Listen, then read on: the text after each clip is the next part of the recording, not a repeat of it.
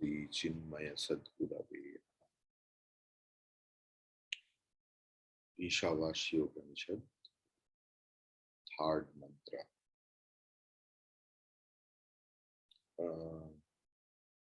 Yes. Asuryanam te lokaha andhena tamasa vritaha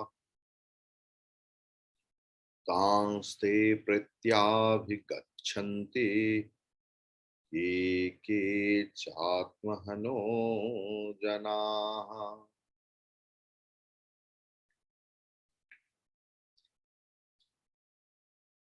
The destination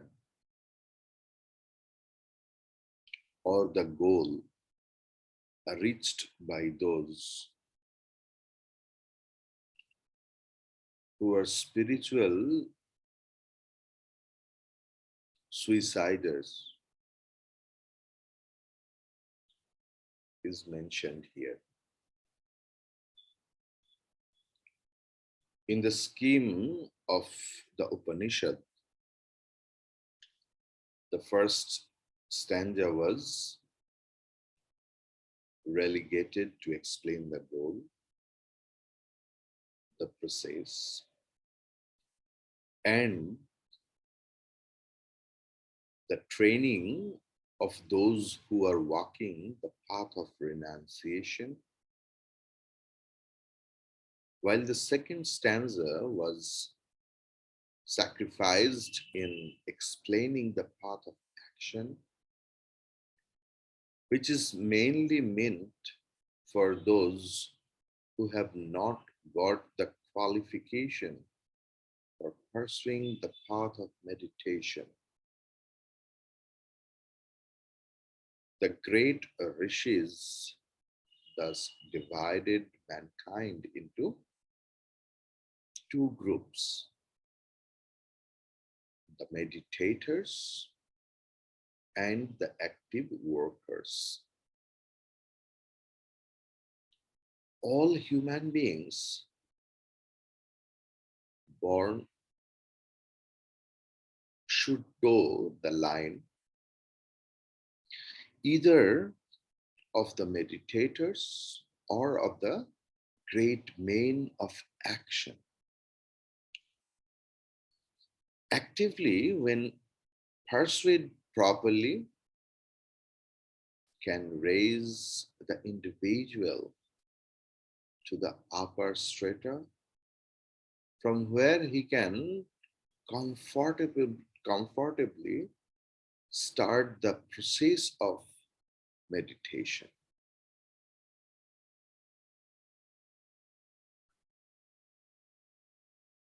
Because before meditation, you have to know what you will meditate upon. What is the purpose of meditation? Why will we meditate?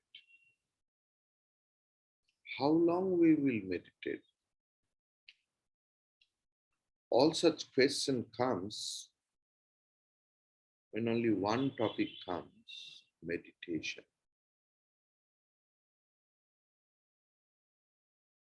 Some higher students ask, who will meditate?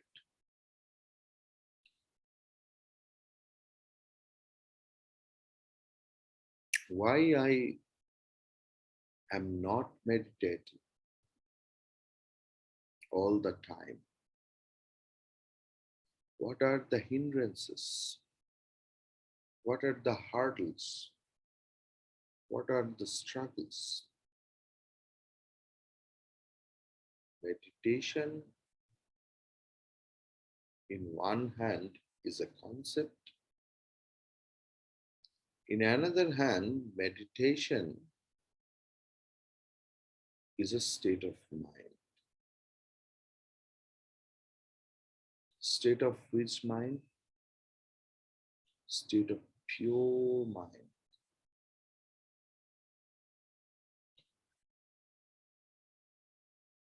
calm mind, tranquil mind.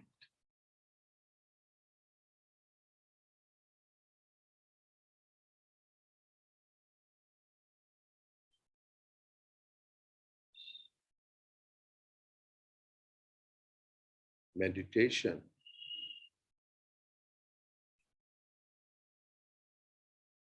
cannot be expressed by words.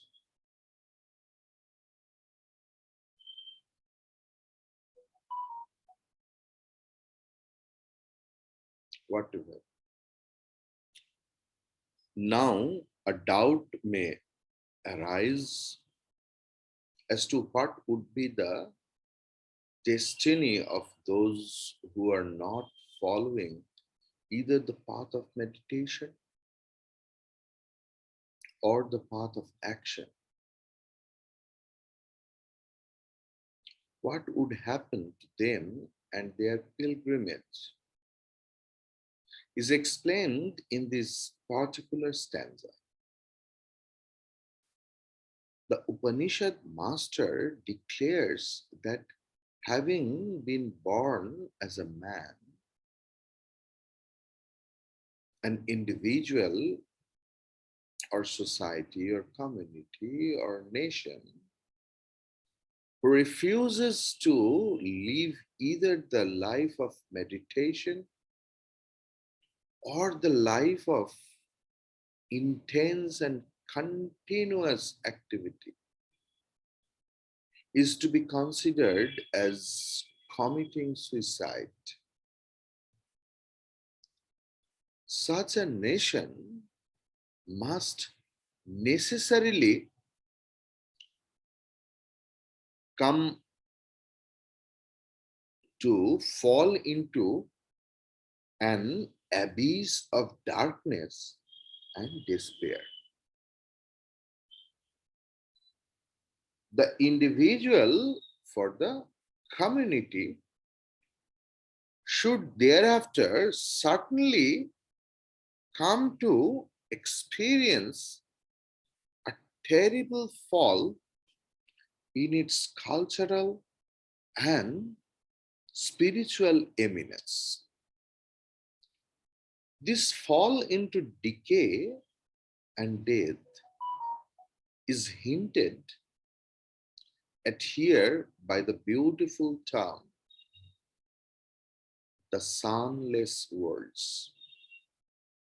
Asurya namati lokaha. To consider that sunless world is an old and ancient expression, empty and hollow, is to fail to understand its entire import and significance. Through the language of the rishis is an old one. Now, almost dead now it is. It expresses the immortal ideas, and such those are ever new to all students of life and literary beauty. The sunless world need not necessarily confuse us with its own connotational implications, but don't we, in our modern times, characterize certain periods of dissidence and cultural decay as dark ages? If a generation refuses to live the higher values of life divine and plan out its cultural activities and creative programs, it must, at least necessarily, work in the world with all enthusiasm and zeal to produce sufficiently to distribute equally, and to enjoy liberally. In short, the world can sustain itself only through diligent activity, either in its spiritual life or in its planned material existence. This particular stanza or mantra under discussion is actually opening out to us a danger which is well known in our communal living. If a community is neither willing to live the higher values nor be efficient in its constructive material program, such a generation should slowly decay both in its head and heart and come to live a life of barbarous excesses. To them, thereafter, is left only the philosophy of the animals.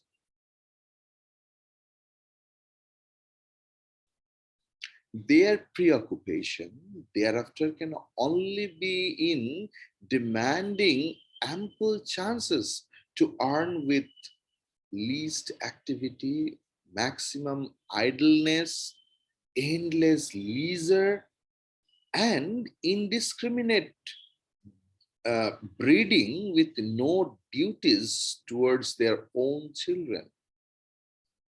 If such be the state of existence of any community, surely that community would be considered in the language of history as the community that has lost its soul.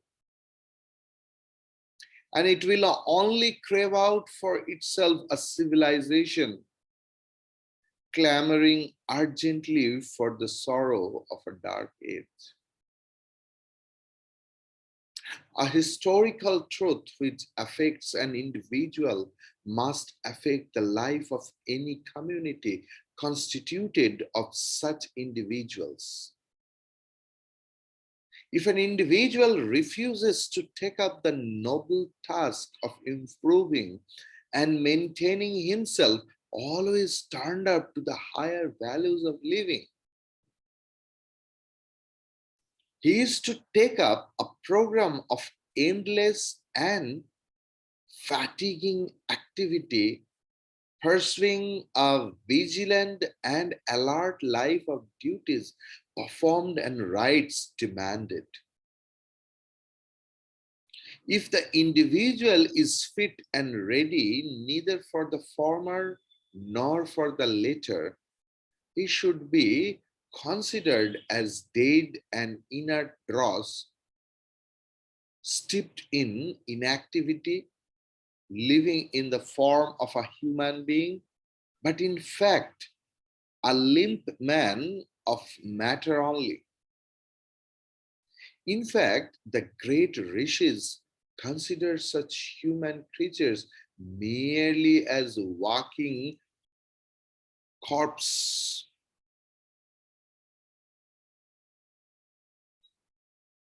Such demanding, or such demeaning and ulcerated entities are termed here in the scriptures as the slayers of their souls. Atmahana, suicider, killer of the soul.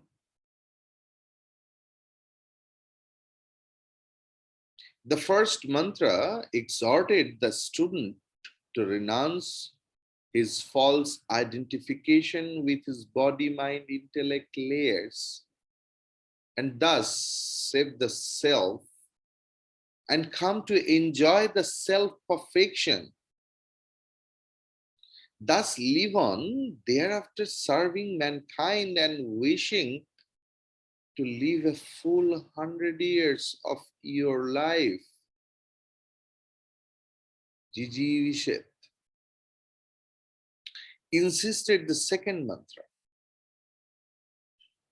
Vijivishit satagum samaha. Can you remember? Here in this mantra, the contrast is beautifully brought out when people who are living neither of the ways are labeled as self-destroyers or suicides, atmahana. Identifying with the body, we kill the divinity in us, detaching from it, tyaktena. We come to enjoy the self. The man of wisdom in the scriptures focused that such people who are slayers of their soul will go to the sunless worlds when they have their bodies. Bhagavan Sri Šankara ji, however, has his own orthodox interpretation. He wants to point out that mere rituals without knowledge will bring the individual only to heaven, the abode of the Sura gods, Devata. Without the knowledge of the self, even these worlds of the Suras are only the worlds of Asuras, full of sorrow. When compared with the absolute bliss in the self, they are indeed Asurya worlds. Blinding darkness, again, this also brings out the contrast. Here, in ignorance, we live now at least in visible darkness. There in the heaven, due to extreme enjoyments freely available for longer periods of time, it may be considered as living in blinding darkness. Here, there is a clear hint at the theory of reincarnation accepted by all the great religions of the East. Reincarnation of the soul is unquestionably recognized in the Western Bibles.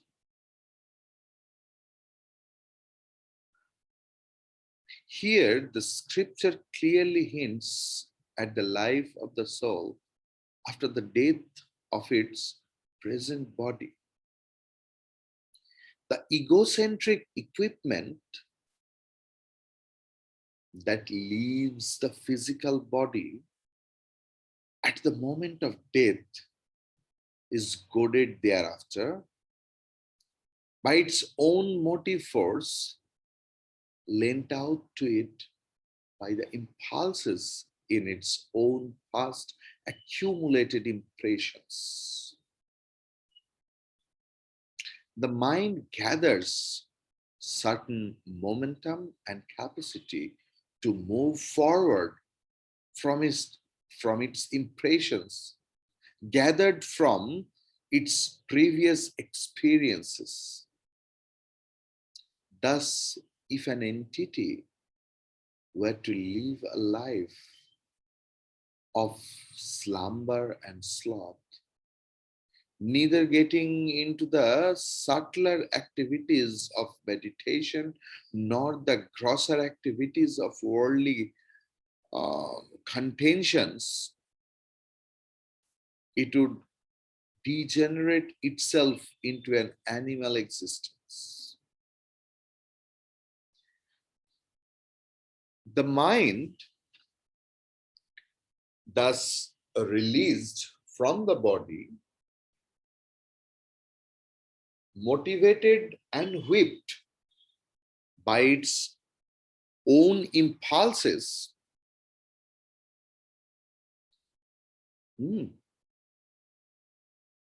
dives into the lower strata of existence,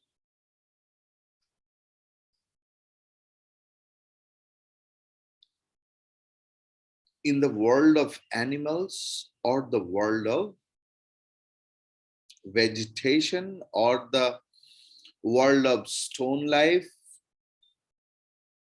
These layers of beings and things are comparatively sunless because they belong to a strata of non-intelligence. The sun stands for illumination, means the intelligence. In short, when an individual thus ignores both the path of spirituality and secular activities, such an idler will be unconsciously decaying itself. As an individual would decay, so would be the destiny when the nation or the community as a whole comes to live the same kind of life. People, those who destroy their self in them, meaning those who put its brilliance by the mental agitations and consequent false values of life, are called Atmahanaha. The self is immortal, blissful, perfect, in non identifying with this divine center in us. We hold on to the body, mind, intellect vehicles and come to experience ourselves to be mortal, pain-ridden, and imperfect. Such egos or jivas, as a result of their vasanas, again and again take up forms and come to be born in different environments where they seek satisfaction through sense gratifications, happiness through desire fulfillment, security through wealth, and glory through popularity. Suffering, failures, sorrows, dejection, and despair. The man, means janaha, it is written there in the mantra, again dies to be reborn again in other environments with the required vehicle to fulfill his life and its inner urges. Those who thus are caught in the wheel of life, death, and life again are called janaha.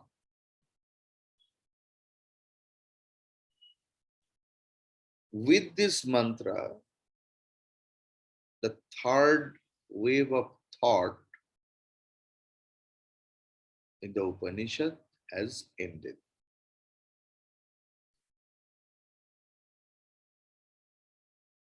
we will discuss some more details, which is the specialty of this class from tomorrow. Hari Om Tat Sat.